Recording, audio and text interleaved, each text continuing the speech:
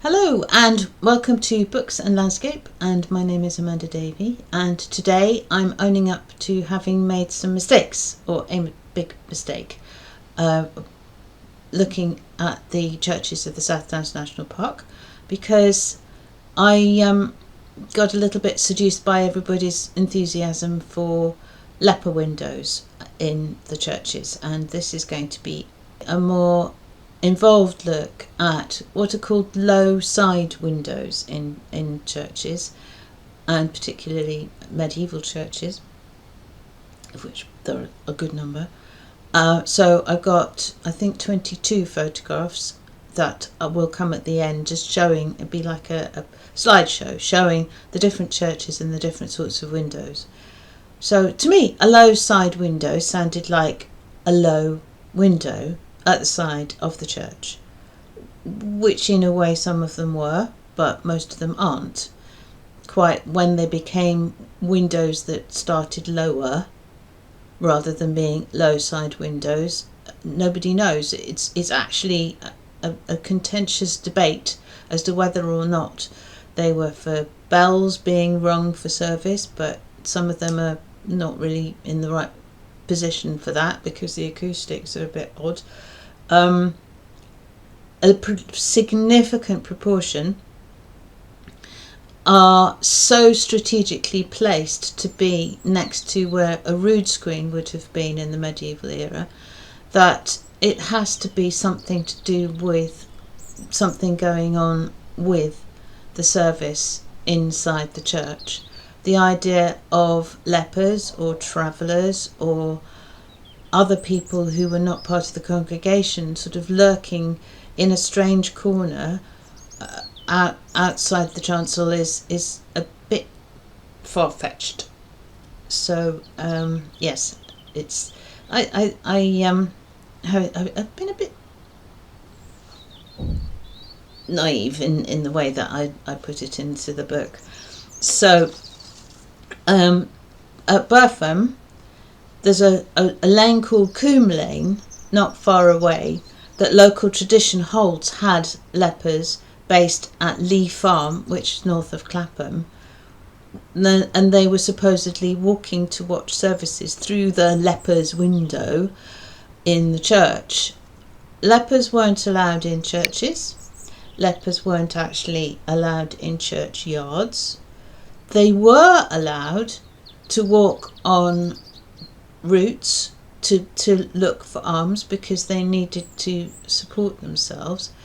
Leper colonies started up with the Normans, largely started the leper colonies, and they needed to have money to fund themselves. They had land to farm, they made their own food, they lived very healthily.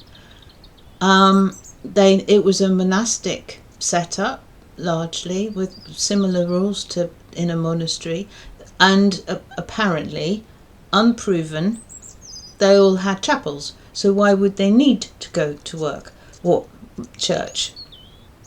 But it's so ingrained. It has appealed since the mid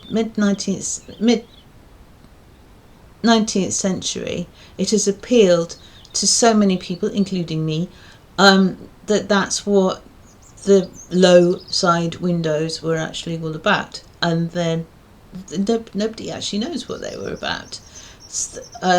In about 1846, about 15 different suggestions were put forward as to what the use might have been, either for the bell ringing, for the lepers, or for some sort of rule of light. And it's interesting about the rule of light because the Holy Sepulchre in Jerusalem, the church in Bethlehem, both have light that comes down at particular times of day and lights up particular areas.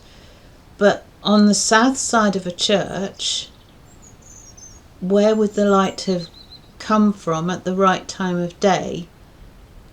Mostly the east window would provide that because services were earlier. So there's so many questions, and in the Observer's little book of churches, there's a church at Melton that has a split. So down the bottom it was possible for it to be opened up, and then up the top it was just a normal window. So yeah, anyway, lepers going to church is fairly improbable, and I just got excited about it. At Sullington there's an ancient underhill track where lepers from Lee Farm may have linked to the church and to Washington, but it might be that it was people going from the churches of Sullington and Washington to Lee Farm to visit their relatives, because that was a thing that people did. And also some of the colonies had markets, but markets would actually have come up in the law because they had to have market licenses. Botolphs has 2 windows that are called low side. And there was a leper colony at Maudlin to the north, which is southwest of Bramber and the port at Bramber. But again, if they had their own chapel, and Maudlin is a sort of concatenation of St Mary Magdalene, so that implies some sort of chapel. Buriton has low side windows, and I misunderstood their description. Some of them have had quite a lot of ecclesiastical architecture changes. They've been widened, they've been raised, they've been lowered, or they've been because a low side window is just that the bottom of the window starts lower than the other windows, but sometimes there's only a low side window and no other windows in the south wall of the chancel, so it's very variable.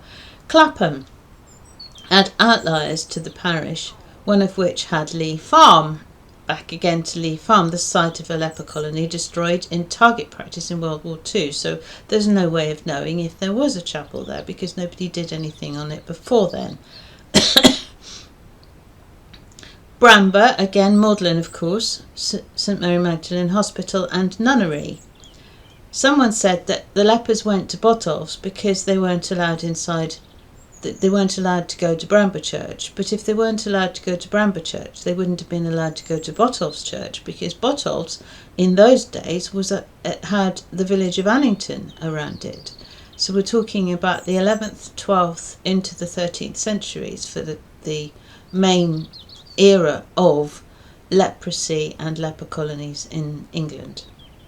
It had been present since the 4th century, but it got a bit exaggerated, or more cases started up as a result of the Crusades. Coombes is the one that has very different shapes of windows. St Anne's in Lewes has St Nicholas's Hospital, which began as a leper hospital apparently. The site was excavated in advance of the construction of a change to the school, and it's now a learning centre. And they found leper patients that had been buried there, which sort of implies that there was a chapel, not St Anne's, but there's very, very little evidence. Southover also, a leper house was enlarged, and then came the parish church in 1257 to 63, so that's on top of the earlier leper house. Lepers were allowed to beg for money, trade goods and grow food. They rang a bell. The Victorians decided the bell was to go, unclean, unclean, but other people have looked at medieval manuscripts, and the implication from that is that they were going, I need some money please, I need some money please. Leper colonies were a bit like monasteries, widespread by the Norman invasion. As many as 320 English leprosaria houses were established. So and there was St Mary Magdalene in Winchester, and that definitely did have a chapel because that has had a full and detailed excavation. So it's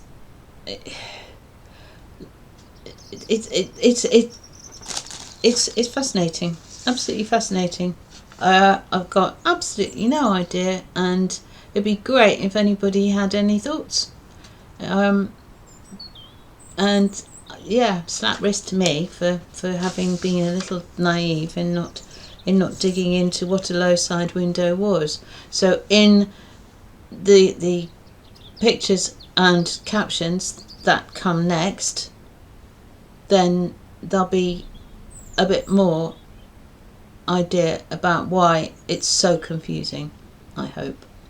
But of course, we've had a good number of centuries between the building of the church and the original idea of whatever a low side window was for, and now having gone through the Victorians and their interesting ideas about what you're supposed to do in a chancel.